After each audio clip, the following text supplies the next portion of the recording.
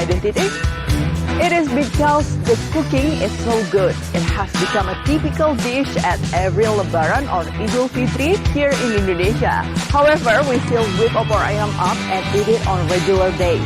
Actually, here in Indonesia, there are two versions of opor ayam cooking, the yellow and the white roast opor ayam. Key to the difference is in the usage of turmeric in the ingredients. The yellow ones use it and the white one don't. Today we will be cooking the white roast opor ayam that is inspired from the Chinese culture that don't really fancy usage of coconut milk. This makes the color of the dish lighter and comes with softer taste. Other than that, in this episode, I will cook another popular menu with tofu and tempeh as its main ingredient. Tofu has a well-known existence in the culinary world. It is so versatile, it can evolve and whip into popular dishes that is favored by tofu lovers. Tahu tempe bacem or bacem tofu and tempeh, that is the next cuisine I'm going to make. It's also Japanese originated recipe. Bacem is what a Japanese name for cooking. Using soy sauce and then braise for some time until the seasonings seep in, creating typically unique sweet taste. Are you guys curious how to make it? So, put your apron on and let's get out some pots and pans.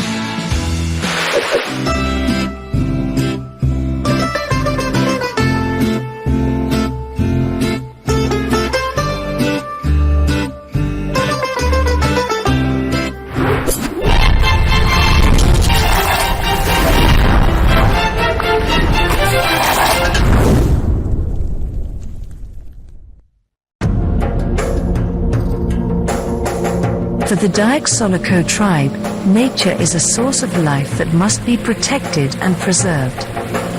They believe that all living things on earth are interrelated and depend on one another.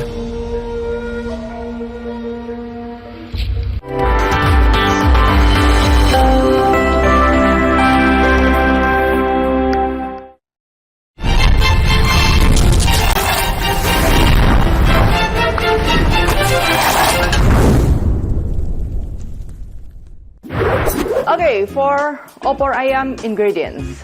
First thing first, we need chicken. I'm using regular white chicken, but if you want to use, we know here as kampung chicken, so it's like a free-range chicken and a little bit more yellow. Usually you can find in Asian grocery. It's usually chewier, so the cooking time will be different. And we will marinate with the salt, lime. Next here, we are going to make a paste that will give all the aroma to our opor. It's a white paste. Yeah, we need garlic, shallots, candle nuts, a little bit of coriander seeds, white pepper, and ginger.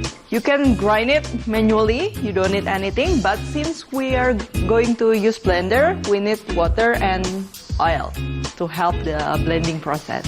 And for the aromatics, we need lemongrass, bay leaves, kaffir lime leaves, galangal, and nutmeg. You can use the nutmeg powder as well.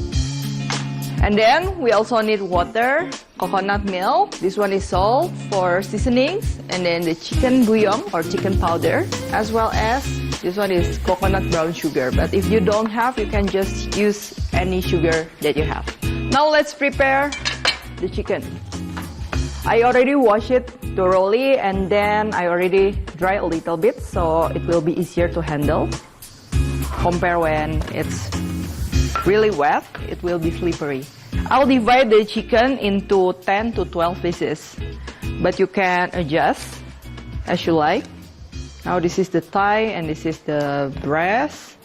For the thigh, we are going to chop into 4.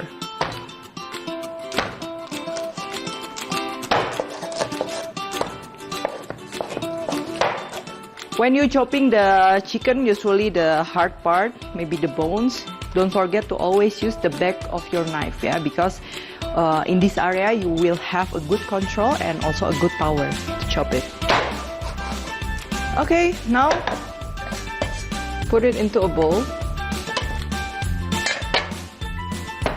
And we'll marinate them with salt and the lime juice.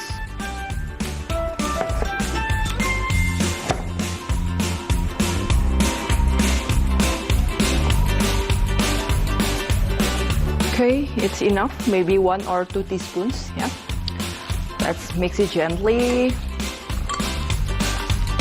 Give a little massage so the salt can absorb quickly.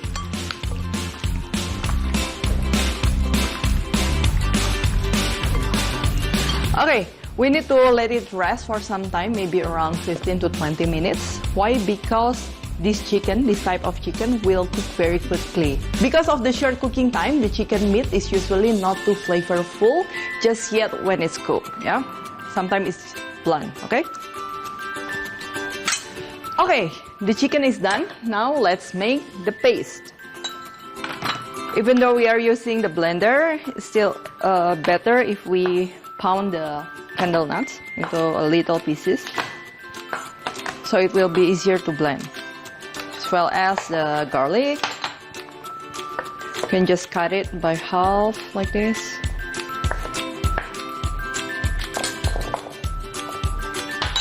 And then the shallots.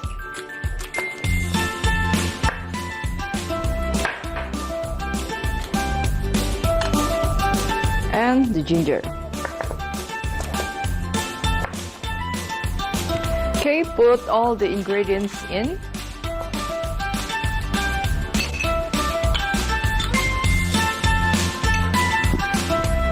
The toasted coriander seeds, as well as the white pepper. And this water and oil will help the blending process. Now we can blend it.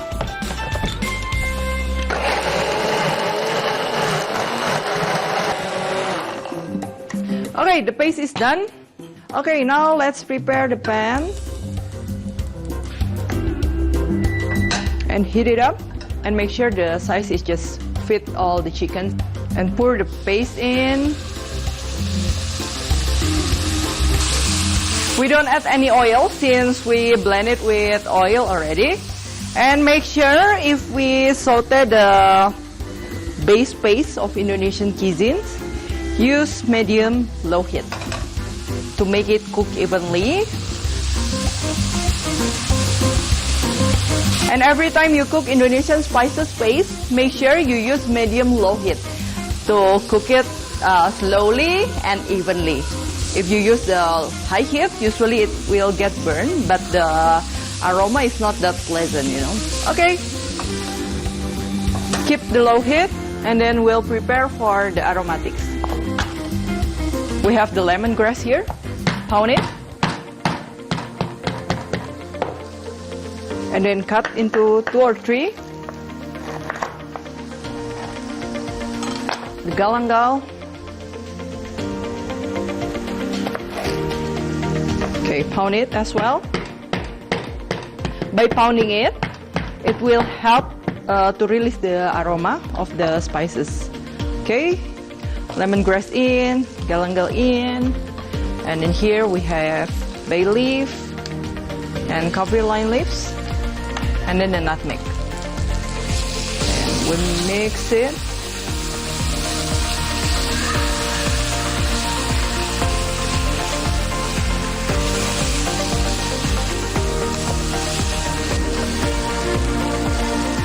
Okay, keep cooking until the base paste is fully cooked. Yeah, make sure it's fully cooked, but don't burn it.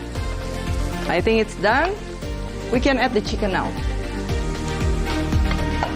Okay, the chicken in.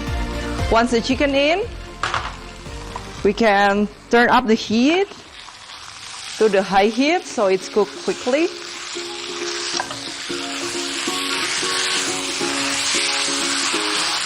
And we will let them sear for a while.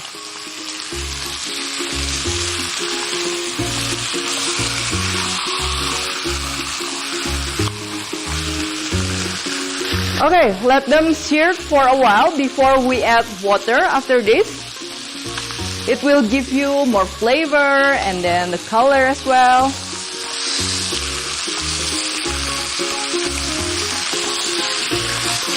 It smells amazing. It's really savory, full body. Okay, I think it's enough of searing.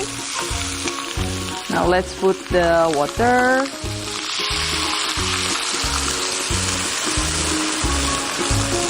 water in, and the coconut milk.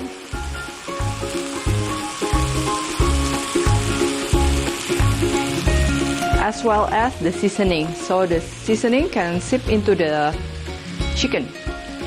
Salt, chicken bouillon or chicken powder,